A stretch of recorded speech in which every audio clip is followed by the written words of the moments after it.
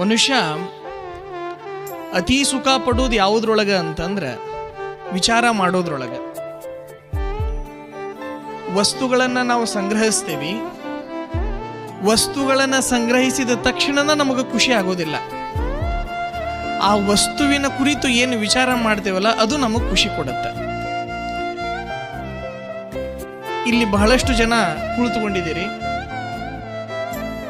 ನಿಮ್ಮ ದೇಹದ ಮೇಲೆ ಒಂದು ಬಂಗಾರದ ಸರ ಐತಿ. ಬಂಗಾರದ ಸರ ಐತೆ ಅಂದ ತಕ್ಷಣ ನಿಮ್ಗೆ ಖುಷಿ ಆಗೋದಿಲ್ಲ.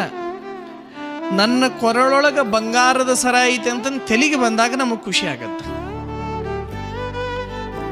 ವಸ್ತು ಇದ್ದ ತಕ್ಷಣನ ಮನುಷ್ಯನಿಗೆ ಸಂತೋಷವಾಗೋದಿಲ್ಲ.